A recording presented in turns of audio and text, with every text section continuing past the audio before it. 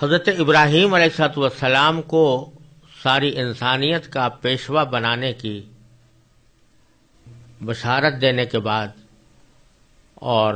اس کا اعلان کرنے کے بعد اللہ تبارک و تعالیٰ نے آگے حضرت ابراہیم علیہ السلام کی زندگی کے ایک بہت عظیم کارنامے کا ذکر فرمایا ہے، اور وہ بیت اللہ کی تعمیر جدید ہے۔ اس کا مختصر واقعہ یہ ہے کہ حضرت ابراہیم علیہ السلام عراق سے ہجرت کر کے ملک شام میں آبسے تھے، اور وہاں حضرت حاجرہ علیہ السلام جو حضرت ابراہیم علیہ السلام کی دوسری اہلیہ تھیں، ان سے حضرت اسماعیل علیہ السلام پیدا ہوئے تھے، اور ابھی وہ دودھ ہی پی رہے تھے کہ اللہ تبارک و تعالیٰ کا حضرت ابراہیم علیہ السلام کو یہ حکم ہوا کہ ہم آپ کو بیت اللہ کی جگہ بتاتے ہیں، آپ اس کو پاک صاف کر کے طواف اور نماز سے آباد کریں۔ بیت اللہ شریف اصل میں شروع سے تعمیر چلا آتا تھا، اور حضرت نوح علیہ السلام کے طوفان کی وجہ سے یا کسی اور بنا پر اس کی عمارت منہدم ہو گئی تھی، اور وہاں ایک ٹیلے کی سی شکل بن گئی تھی۔ تو اللہ تبارک و تعالیٰ نے حضرت ابراہیم علیہ السلام کو شام میں یہ حکم دیا کہ وہ اس ٹیلے کے پاس جائیں اور وہاں جا کر اپنے اہل عیال کو آباد کریں، اور پھر کسی مرحلے پر اس بیت اللہ کو ازسر نو تعمیر کریں جو منہدم ہو چکا تھا۔ چنانچہ حضرت ابراہیم علیہ السلام اس حکم کی تعمیل میں شام سے مکہ مکرمہ کی جگہ پر روانہ ہوئے۔ اس وقت مکہ مکرمہ ایک شہر کی حیثیت میں نہیں تھا، بلکہ محض ایک صحرا اور سنگلاخ علاقہ تھا، اور بعض روایات سے معلوم ہوتا ہے کہ شام سے مکہ مکرمہ کا سفر حضرت جبرائیل علیہ السلام کی رہنمائی میں انجام پایا، اور اس روایت میں یہ بھی ہے کہ حضرت جبرائیل علیہ السلام حضرت ابراہیم کے لیے براق لے کر حاضر ہوئے تھے، اور حضرت ابراہیم علیہ السلام کو اور ان کی اہلیہ حضرت حاجرہ کو اور دودھ پیتے بچے حضرت اسماعیل علیہ السلام کو لے کر انہوں نے سفر کیا، اور بالآخر اس جگہ لے جا کر ان کو اتارا جہاں آج مکہ مکرمہ آباد ہے۔ اس وقت کانٹے جار جھاڑیوں اور ببول کے درختوں کے سوا وہاں کچھ نہیں تھا، کوئی آبادی بھی نہیں تھی۔ اس وقت بیت اللہ ایک ٹیلے کی شکل میں تھا۔ حضرت خلیل اللہ علیہ السلام نے اس جگہ پہنچ کر حضرت جبرائیل سے پوچھا کہ کیا ہماری منزل یہ ہے؟ تو حضرت جبرائیل علیہ السلام نے اس بات میں جواب دیا، اور حضرت ابراہیم علیہ السلام اپنی اہلیہ اور صاحبزادے کے ساتھ وہاں پر اتر گئے۔ بیت اللہ کے پاس ایک معمولی سا چھپر ڈال کر حضرت اسماعیل اور حضرت حاجرہ کو وہاں پر ٹھہرا دیا، اور ان کے پاس ایک توشہ دان میں کچھ کھجوریں اور ایک مشکیزے میں پانی رکھ دیا۔ اس وقت ابراہیم علیہ السلام کو مستقل طور پر یہاں ٹھہرنے کا حکم نہیں تھا، چنانچہ اللہ تعالیٰ کے حکم کے مطابق وہ حضرت اسماعیل علیہ السلام اور ان کی والدہ کو اللہ کے حوالے کر کے واپس ہونے لگے۔ جب جانے کی تیاری دیکھی تو حضرت حاجرہ نے عرض کیا کہ کیا ہمیں اس لق و دق میدان میں چھوڑ کر آپ جا رہے ہیں، جس میں نہ کوئی مونس و مددگار ہے، نہ زندگی کی ضروریات مہیا ہیں؟ حضرت خلیل اللہ علیہ السلام نے کوئی جواب نہ دیا اور چلنے لگے۔ حضرت حاجرہ ساتھ اٹھی اور دوبارہ یہی سوال کیا، یہاں تک کہ خود حضرت حاجرہ کے دل میں کچھ بات آئی، اور انہوں نے عرض کیا کہ کیا اللہ تعالیٰ نے آپ کو یہاں چھوڑ کر چلے جانے کا حکم دیا ہے؟ اس موقع پر حضرت ابراہیم علیہ السلام نے فرمایا کہ ہاں، مجھے اللہ تعالیٰ کی طرف سے یہ حکم ملا ہے۔ جب حضرت حاجرہ نے یہ جواب سنا تو پھر بلا تأمل انہوں نے فرمایا کہ پھر آپ جائیں، جس نے آپ کو یہ حکم دیا ہے وہ ہمیں ضائع نہیں کرے گا۔ چنانچہ حضرت ابراہیم علیہ السلام اللہ تعالیٰ کے حکم کی تعمیل میں یہاں سے چل کھڑے ہوئے، اور راستے میں جس جگہ سے اپنی اہلیہ اور اپنے بچے کو دیکھنا ممکن نہیں رہا تھا، وہاں پہنچ کر موڑ پر پہنچ کر دعا کی اللہ تبارک و تعالیٰ سے کہ اللہ اس کو ایک پرامن شہر بنا دیجئے، اور جس دعا کی تفصیل اس رکوع کے اندر آگے آنے والی ہے۔ یہاں پر جو اللہ تبارک و تعالیٰ نے حضرت ہاجرہ اور حضرت ابراہیم، حضرت اسماعیل علیہ السلام کو یہاں پر چھوڑا، تو اس کے بعد حضرت ہاجرہ کو کچھ وقت تو اس طرح گزر گیا کہ جو توشہ تھا اس کو استعمال کرتی رہیں، کچھ کھجوریں تھیں ان کو استعمال کیا، جو مشکیزے میں پانی تھا اس کو خود بھی پیتی رہیں اور بچے کو بھی پلاتی رہیں، لیکن کچھ دیر کے بعد پانی ختم ہو گیا، تو یہ خود بھی پیاس سے بےتاب تھیں اور بچہ بھی اس وقت پانی کی خواہش اس کی ظاہر ہو رہی تھی، اور اس کو ایسا لگ رہا تھا کہ بہت شدید پیاس لگی ہوئی ہے۔ اس موقع پر حضرت ہاجرہ پانی کی تلاش میں نکلیں اور کبھی برابر کے کوہ صفا پر چڑھ کر وہاں پانی کی تلاش کرتیں، کبھی کوہ مروہ مقابل میں دوسرا پہاڑ تھا اس کے اوپر چڑھتیں، اور ان دونوں کے درمیان دوڑ دوڑ کر راستہ طے کرتی تھیں تاکہ حضرت اسماعیل علیہ السلام کو بھی نگاہ میں رکھ سکیں۔ یہ واقعہ ہر مسلمان جانتا ہے، اور حج میں جو صفا مروہ کے درمیان سعی کی جاتی ہے وہ در حقیقت حضرت ہاجرہ کے اسی عمل کی یادگار ہے۔ پھر اللہ تبارک و تعالیٰ نے زمزم کا چشمہ جاری فرمایا، اور اس کے نتیجے میں حضرت ہاجرہ اور حضرت اسماعیل کو پانی ملا، اور پھر قبیلہ جرہم کے کچھ لوگ یہاں پر آ کر آباد ہو گئے، اور حضرت اسماعیل علیہ السلام جب بڑے ہوئے تو اسی قبیلہ بنو جرہم کی ایک خاتون سے ان کی شادی ہوئی، اور پھر یہاں رفتہ رفتہ ایک بستی آباد ہو گئی۔ صحیح بخاری کی ایک روایت میں ہے کہ ایک روز حضرت ابراہیم علیہ السلام حضرت ہاجرہ اور اسماعیل علیہ السلام کی ملاقات کے لیے مکہ مکرمہ پہنچے تو دیکھا کہ اسماعیل علیہ السلام ایک درخت کے نیچے بیٹھے ہوئے تیر بنا رہے ہیں۔ حضرت ابراہیم کو دیکھ کر وہ کھڑے ہو گئے، اور ملاقات کے بعد حضرت ابراہیم علیہ السلام نے فرمایا کہ مجھے اللہ تعالیٰ نے ایک کام کا حکم دیا ہے، کیا تم اس میں میری مدد کرو گے؟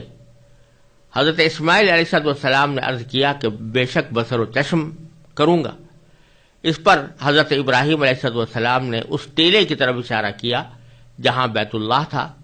کہ مجھے اس گھر کی تعمیر کا حکم ہوا ہے۔ بیت اللہ کے حدود اربع حق تعالیٰ نے حضرت ابراہیم علیہ السلام کو بتلا دیے تھے۔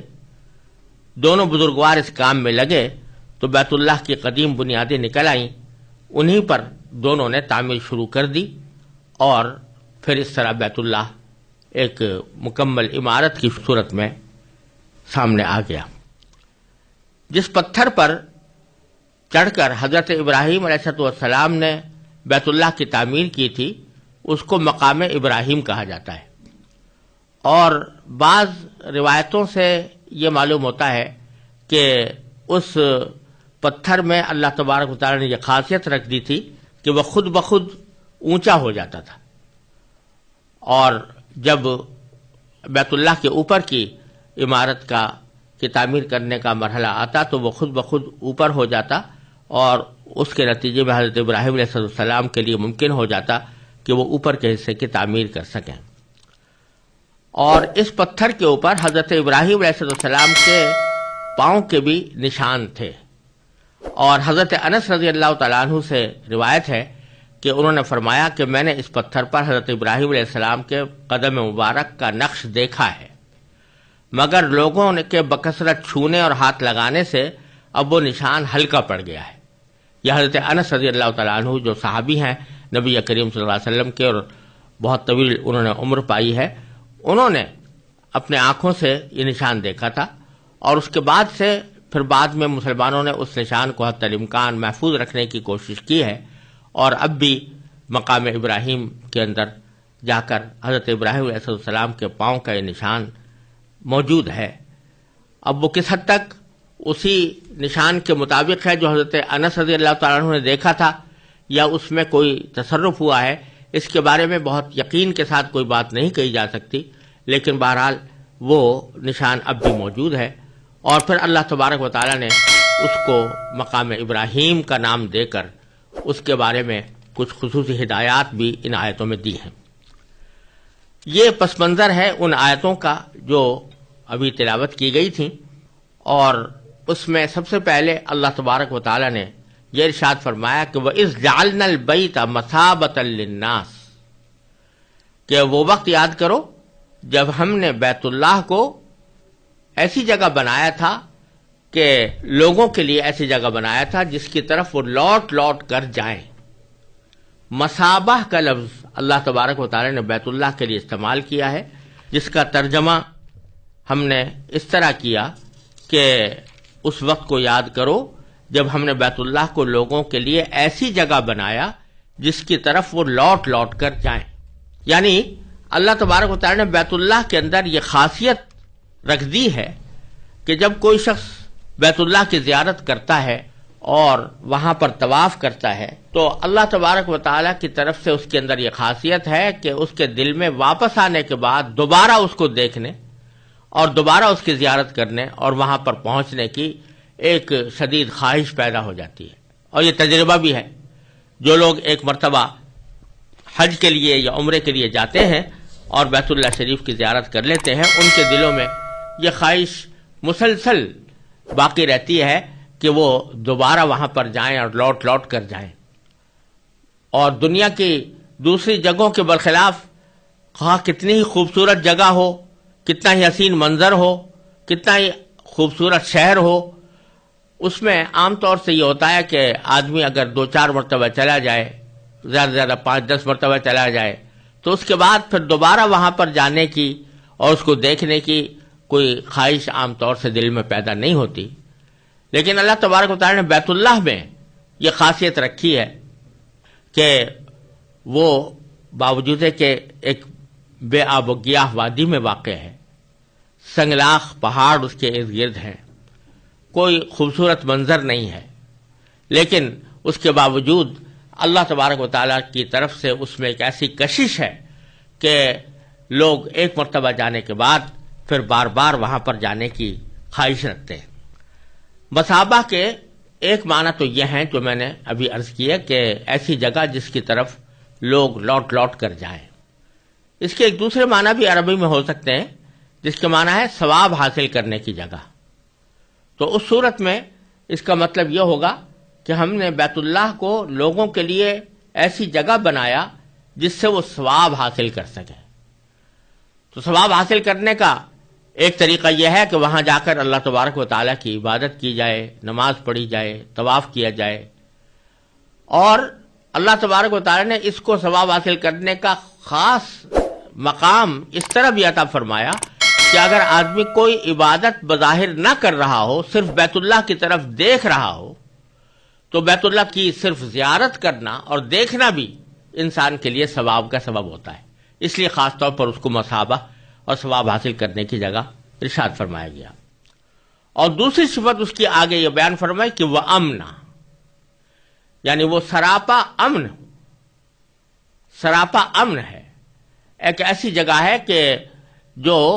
انسانوں کے لیے، جانوروں کے لیے، سب کے لیے ایک امن کی جگہ ہے، مامون اور محفوظ جگہ ہے۔ مامون ہونے کی وجہ یہ ہے کہ اللہ تبارک و تعالی نے بیت اللہ کو اور بیت اللہ کے ارد گرد جو حدود حرم ہیں ان کے یہ احکام رکھے ہیں کہ اس میں کسی بھی قسم کی جنگ عام حالات میں جائز نہیں، کسی کو مارنا جائز نہیں، کسی جانور کا شکار کرنا جائز نہیں، کسی بھی شخص کو کوئی تکلیف پہنچانا جائز نہیں۔ البتہ کوئی استثنائی حالات ایسے ہو سکتے ہیں کہ کوئی دشمن وہاں پر چڑھ آئے اور اس کے مقابلے کے لیے ہتھیار اٹھانے پڑے، تو اس کی اجازت قرآن کریم میں دوسری جگہ دی ہے کہ وَلَا تُقَاتِلُوهُمْ عِنْدَ الْمَسْجِدِ الْحَرَامِ حَتَّى يُقَاتِلُوكُمْ فِيهِ فَإِنْ قَاتَلُوكُمْ فَاقْتُلُوهُمْ، کہ تم اس مسجد حرام کے ارد گرد تم قتال نہ کرو، یعنی لڑائی نہ کرو، ہاں البتہ اگر دوسرے لوگ آ کر تم پر جنگ مسلط کر دیں تو پھر اس صورت میں دفاع میں تم وہاں پر لڑ سکتے ہو۔ تو لڑائی بھی جائز نہیں اور کسی کو مارنا بھی جائز نہیں، یہاں تک کہ اگر کسی شخص نے جرم کر کے وہاں پر پناہ لے لی ہے تو امام ابو حنیفہ رحمۃ اللہ علیہ یہ فرماتے ہیں کہ وہاں پر اس کو قتل نہیں کیا جائے گا. اگر فرض کرو شرعاً وہ واجب القتل بھی ہو تو وہاں پر قتل نہیں کیا جائے گا، بلکہ ایسے طریقے اختیار کیے جائیں گے کہ وہ حدود حرم سے باہر آنے پر مجبور ہو جائے اور تو حدود حرم سے باہر جا کر اس کو قتل کیا جائے گا. اس لیے کہ اللہ تبارک و تعالی نے اس جگہ کو امن کی جگہ قرار دیا ہے، اور یہ انسانوں کے لیے بھی امن کی جگہ ہے، جانوروں کے لیے بھی امن کی جگہ ہے. تو شروع میں اللہ تبارک و تعالی نے بیت اللہ کی دو صفتیں بیان فرمائی ہیں کہ بیت اللہ کی عظمت سب سے پہلے تو اس وجہ سے ہے کہ اللہ تبارک و تعالی نے اس کو اپنا گھر قرار دیا، اور دوسرے یہ کہ اس کے اندر یہ خاصیت رکھ دی کہ لوگ لوٹ لوٹ کر اس کے پاس جائیں، اور تیسرے یہ کہ وہ امن و امان کی جگہ ہے، اور وہاں پر جا کر نہ صرف انسان بلکہ جانور بھی محفوظ اور مامون ہو جاتے ہیں. ان کی جان کی حفاظت کا اللہ تبارک و تعالی نے اس طرح ذمہ لے رکھا ہے. یہ اہمیت بیان کرنے کے بعد پھر مقام ابراہیم کی اہمیت بیان فرمائی اور فرمایا کہ وَاتَّخِذُوا مِن مقام ابراہیم مُصَلَّى، کہ اور تم مقام ابراہیم کو نماز پڑھنے کی جگہ بنا لو. جیسا میں نے ابھی عرض کیا، مقام ابراہیم اس پتھر کا نام ہے جس پر چڑھ کر حضرت ابراہیم علیہ السلام نے بیت اللہ کی تعمیر کی تھی، اور اس پر ان کے پاؤں کے نشان بھی موجود ہیں. اس مقام ابراہیم کو اللہ تبارک و تعالی نے یہ اعزاز عطا فرمایا کہ اس کے بارے میں فرمایا کہ اس کو نماز پڑھنے کی جگہ بنا لو، یعنی وہاں پر نمازیں پڑھا کرو. اب اس میں بعض نمازیں تو ایسی ہیں کہ جو واجب ہیں، مقام ابراہیم کے آس پاس پڑھنا واجب ہے. مثلا وہ 2 رکعتیں جو ہر طواف کے بعد انسان کے ذمہ واجب ہوتی ہیں، ان کے بارے میں سنت یہ ہے کہ وہ مقام ابراہیم کے پیچھے اس طرح پڑھی جائیں کہ مقام ابراہیم نماز پڑھنے والے اور کعبے کے درمیان آ جائے. یعنی اس طرح نماز پڑھے آدمی کہ مقام ابراہیم کے پیچھے کھڑا ہو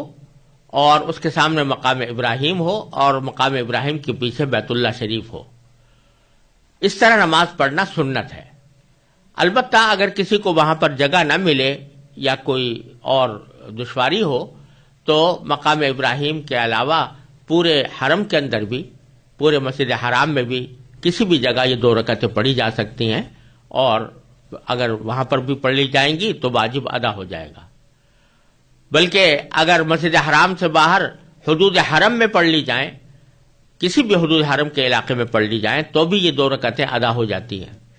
البتہ حدود حرم سے باہر پڑھنا ان کا مکروہ ہے.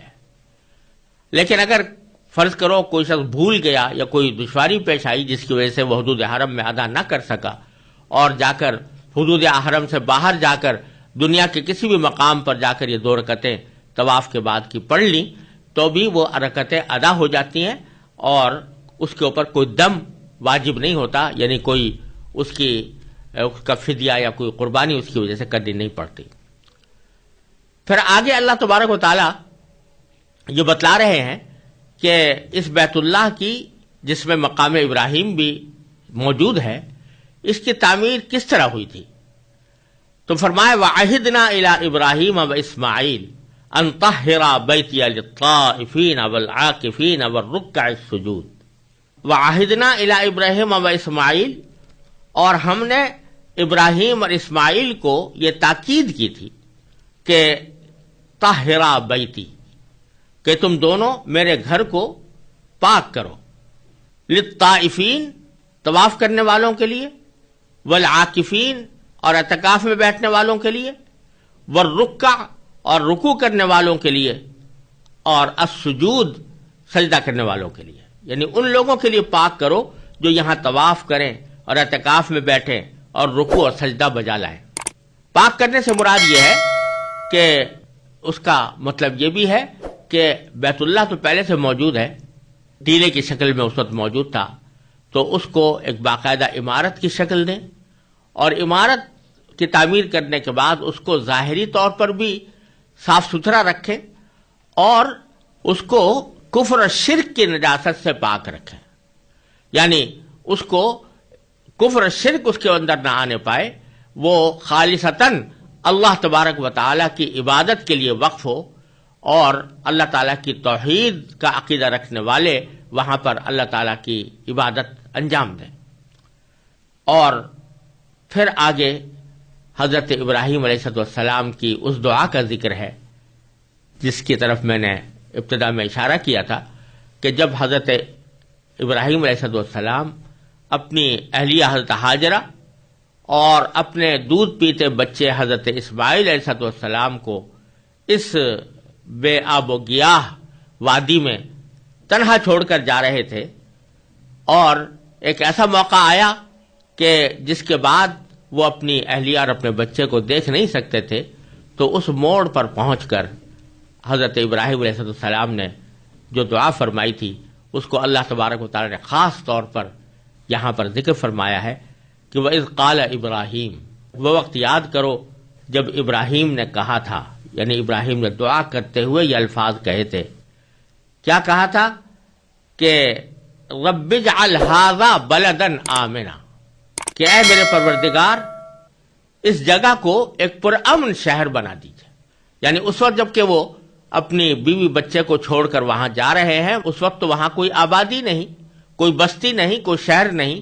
محض ایک صحرا ہے اور پہاڑوں سے گھری ہوئی ایک وادی ہے جس میں نہ کوئی سبزہ ہے، نہ کوئی کھیت ہے، نہ کوئی باغ ہے، نہ کوئی پھل ہے، اور نہ کوئی آبادی ہے۔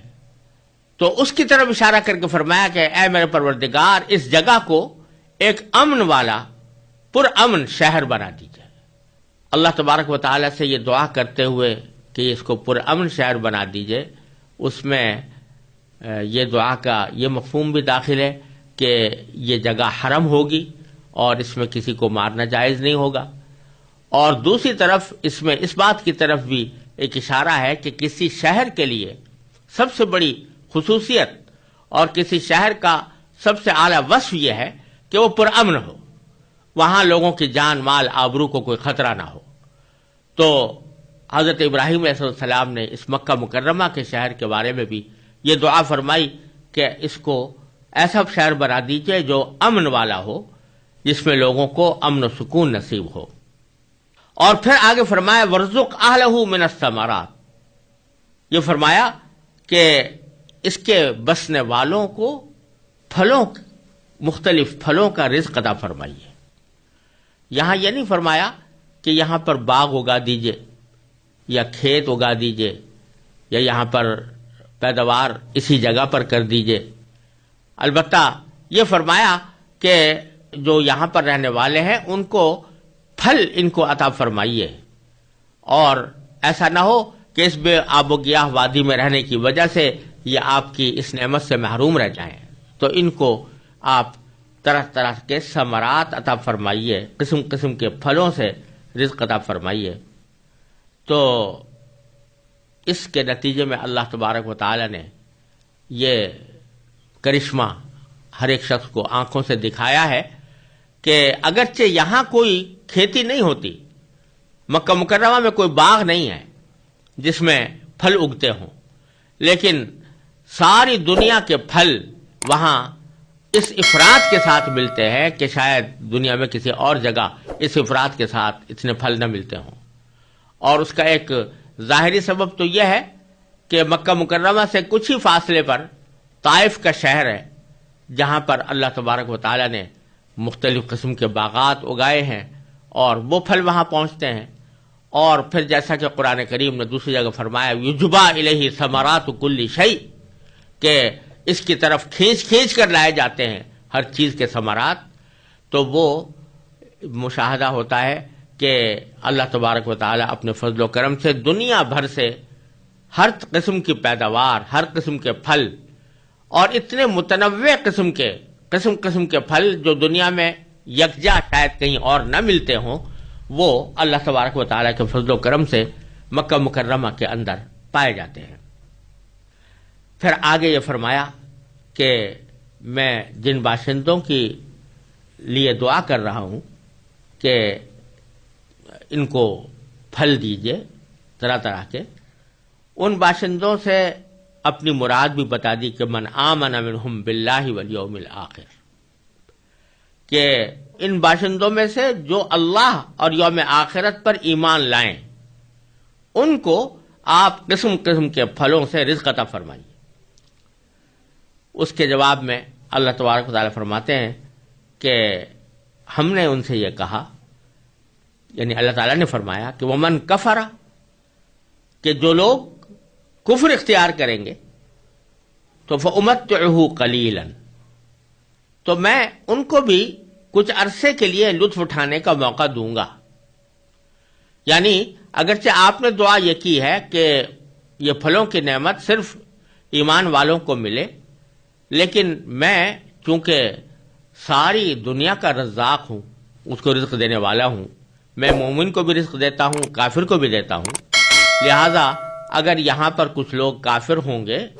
تو میں ان کو بھی کچھ عرصے لطف اٹھانے کا موقع دوں گا، یعنی ان کو بھی ان پھلوں سے فیضیاب ہونے کا موقع ملے گا، لیکن بالآخر ان کا انجام یہ ہوگا کہ ثم اضطرہ الی عذاب النار، کہ پھر میں ان کو کھینچ کر لے جاؤں گا کاہے کی طرف؟ الی عذاب النار، جہنم کے عذاب کی طرف، وبئس المصیر، اور وہ بہت برا ٹھکانہ ہے۔ یعنی دنیا کے اندر تو چاہے وہ کتنے مزے اڑا لیں اور